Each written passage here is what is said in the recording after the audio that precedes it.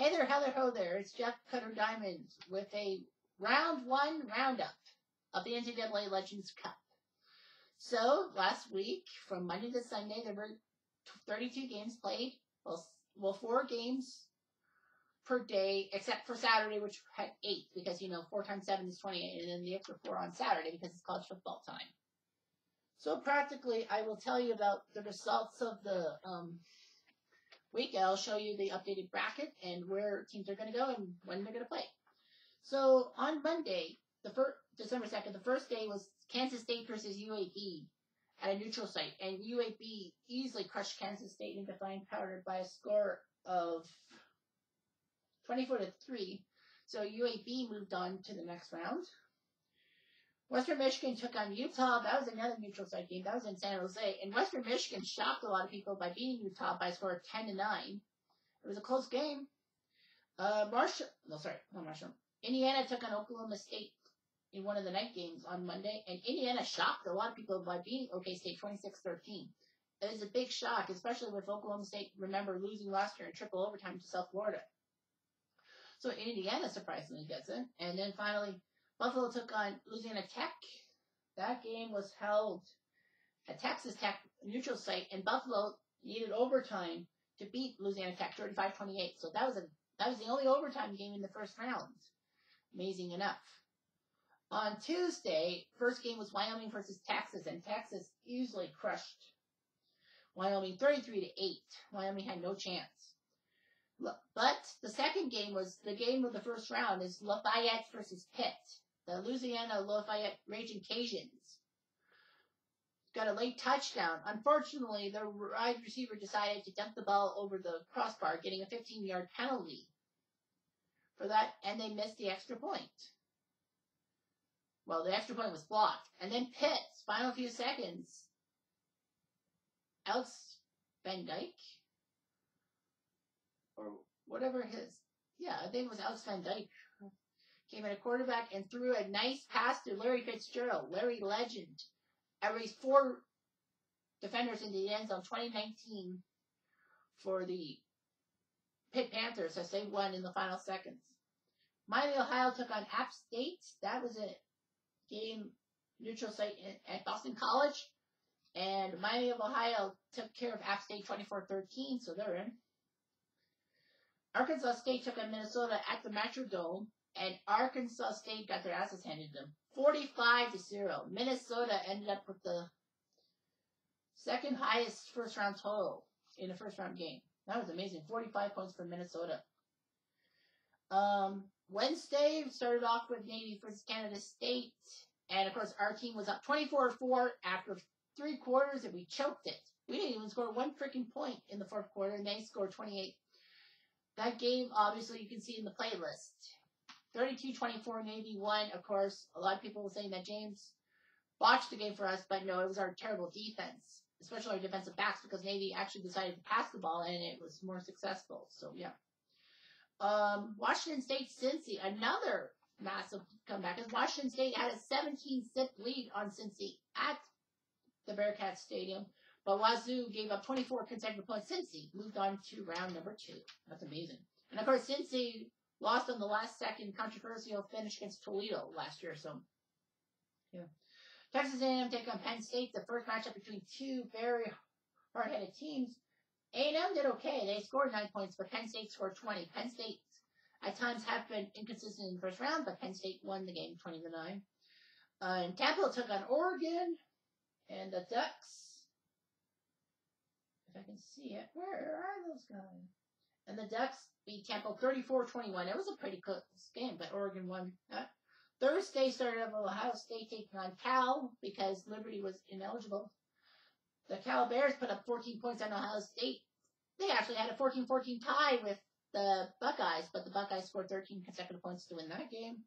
Florida Atlantic took on Michigan. Michigan won 14-7.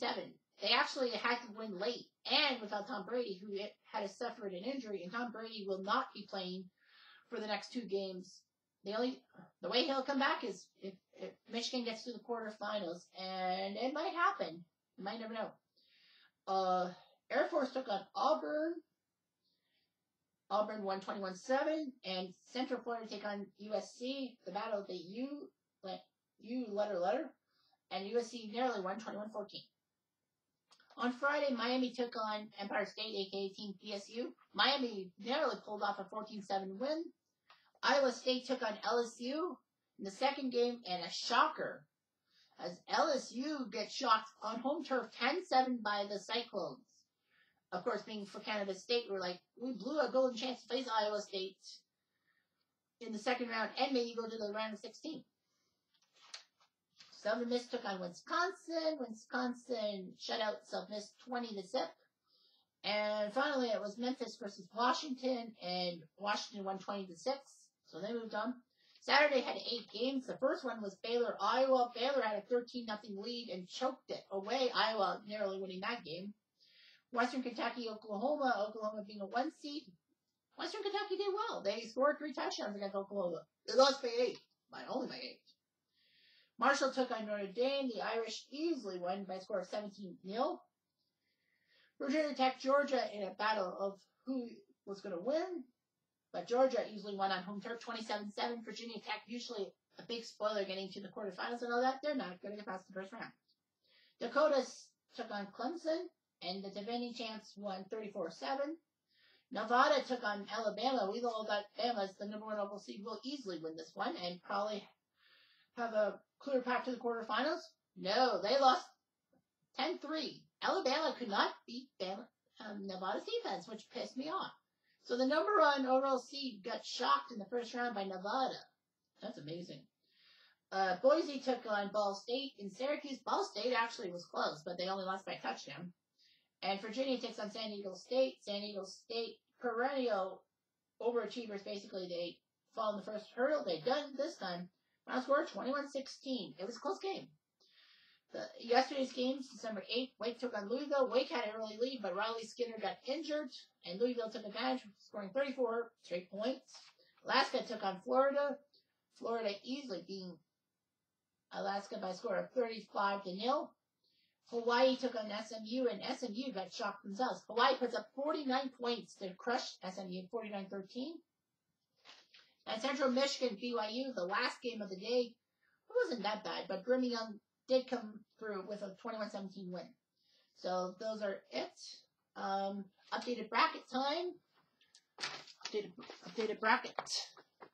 Updated bracket, as you can see the changes and all that. In the Cotton Bowl bracket, you have Nevada take on Indiana. That's at the Independence Bowl in Shreveport, Louisiana. Nevada is the slight favorite. At the Papa John's Bowl in Birmingham, it's Iowa versus Brigham Young. And quite honestly, I think Iowa might be the heavy favorite. Michigan takes on Cincy at the Insight Bowl in Tempe, Arizona. Michigan is the favorite there. The GMAC Bowl in Alabama, it's Minnesota versus Miami. Miami seems to be the favorite, even though Minnesota is the 2 seed. Over down in the Orange Bowl bracket, you have yourself Oklahoma Auburn playing at the Music City Bowl in Nashville. That would be that's a huge matchup. I mean, 2 good schools and all that. I think Auburn might pull one out of the hat. Louisville takes on Western Michigan at the Meineke Bowl in Charlotte. Louisville seems to be a heavy favorite. Miami, Ohio takes on San Diego State at the Texas Bowl at Houston's Reliance Stadium. It looks like San Diego State might actually win this game. I think they will. Iowa State takes on Navy at the Armed Forces Bowl in Texas. Navy is the favorite, mostly because they're part of the Armed Forces. Switching over to the right side, you see in the Fiesta Bowl bracket, Boise will now take on Pitt at the Humanitarian Bowl. Of course, Boise gets a lucky bounce. They're not only the number 1 seeds, but they get home field because, the Humanitarian Bowl is in Boise. UAB takes on Georgia. That is at the, where is it? At the Las Vegas Bowl in Las Vegas. So Georgia looks like they're going to win by bets. Oregon takes on Florida. That's at the Hawaii Bowl in Honolulu. I think Florida might take this one. And the Emerald Bowl in San Francisco, it's Wisconsin versus USC. USC basically has home state advantage, and they might pull one out of the hat.